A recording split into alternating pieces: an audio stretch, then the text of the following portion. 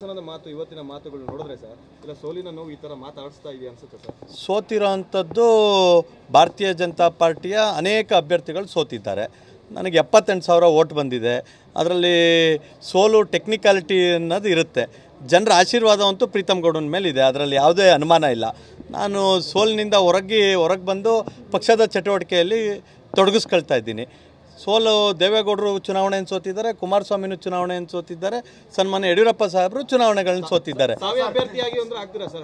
ನೋಡಿ, ನಾನು ಒಂದು ಮಾತನ್ನು ಕ್ಲಿಯರ್ ಮಾಡ್ತೀನಿ. ಯಾವುದೇ ಕಾರಣಕ್ಕೂ ನಾನು ಲೋಕಸಭಾ ಚುನಾವಣೆಯಲ್ಲಿ ಸ್ಪರ್ಧೆ ಮಾಡೋದಿಲ್ಲ. ನಾನು ಪಕ್ಷದ ಶಿಸ್ತಿನ ಸಿಪಾಯಿಯಾಗಿ ಪಕ್ಷದ ಒಬ್ಬ ಪ್ರಾಮಾಣಿಕ ಕಾರ್ಯಕರ್ತನನ್ನು ಅಭ್ಯರ್ಥಿ ಮಾಡಿ ಗೆಲುವನ್ನು ತಂದುಕೊಡೋ ನಿಟ್ಟಿನಲ್ಲಿ ಪ್ರಯತ್ನವನ್ನು ಮಾಡ್ತೀನಿ. ಎಲ್ಲಿ ಚುನಾವಣಾ ರಾಜಕಾರಣದಲ್ಲಿ ಎಲ್ಲಿ ಕಳ್ಕೊಂಡಿರ್ತೀವಿ ಅಲ್ಲೇ ಹುಡುಕ್ಬೇಕು. ನಾನು ಪಕ್ಷಕ್ಕೂ ಕೂಡ ಮನವಿಯನ್ನು ಮಾಡ್ತೀನಿ, ರಾಜಕಾರಣದಲ್ಲಿ ಎಲ್ಲಿ ಕಳ್ಕೊಂಡಿರ್ತೀವಿ ಅಲ್ಲೇ ಹುಡುಕ್ಬೇಕು, ಇದು ನಿಯಮ. ಹಾಗಾಗಿ ನನಗೆ ಅಧಿಕಾರದ ಆಸೆ ಇದ್ದಿದ್ರೆ ನಾನು ಯಾವುದೇ ಕಾರಣಕ್ಕೂ ಅಗ್ರೆಸಿವ್ ರಾಜಕಾರಣವನ್ನು ಮಾಡ್ತಿರಲಿಲ್ಲ. ಅಡ್ಜಸ್ಟ್ಮೆಂಟ್ ರಾಜಕಾರಣ ಮಾಡ್ಕೊಳ್ಳೋದು ಭಾಳ ದೊಡ್ಡ ವಿಚಾರ ಅಲ್ಲ. ನಾನು ಪಕ್ಷಕ್ಕೆ ಬದ್ಧವಾಗಿ ಪಕ್ಷವನ್ನು ತಾಯಿ ಅಂತೇಳಿ ಭಾವಿಸಿ ಕೆಲಸ ಮಾಡೋವಂಥ ವ್ಯಕ್ತಿ. ಹಾಗಾಗಿ ನಮ್ಮ ಮೂಲ ಉದ್ದೇಶ ಇರೋವಂಥದ್ದು ನರೇಂದ್ರ ಮೋದಿಯವರು ಮತ್ತೊಮ್ಮೆ ಪ್ರಧಾನಿ ಆಗಬೇಕು. ಆ ನಿಟ್ಟಿನಲ್ಲಿ ಕರ್ನಾಟಕದಿಂದ 28ಕ್ಕೆ 28 ಸಂಸದರನ್ನು ಕಳಿಸ್ಬೇಕು.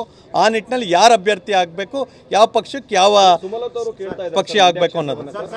ಮೇಲ್ಮಟ್ಟದಲ್ಲಿ ಹೊಂದಾಣಿಕೆ ಮಾಡ್ಕೊಂಡಿದ್ರು, ಸ್ಥಳೀಯ ಮಟ್ಟದಲ್ಲಿ ನಿಮಗೂ JDSಗೂ ಹೊಂದಾಣಿಕೆ ಇಲ್ಲ ಅಂತ ಅದು ನಿಮ್ಮ ಅನಿಸಿಕೆ. ನಮ್ಮ ಅನಿಸಿಕೆ ಇರೋವಂಥದ್ದು BJP ಗೆಲ್ಲೋದಕ್ಕೆ ಏನು ಕಾರ್ಯತಂತ್ರ ರೂಪಿಸಬೇಕು ಅದನ್ನು ರೂಪಿಸ್ತಿದ್ದೀವಿ. NDA ಅಭ್ಯರ್ಥಿ ಗೆಲ್ಲಕ್ಕೆ ಏನಾಗಬೇಕು ಅದ್ರ ಕಡೆ ಹೆಚ್ಚು ಗಮನ ಹರಿಸ್ತಾ ಇದ್ದೀವಿ.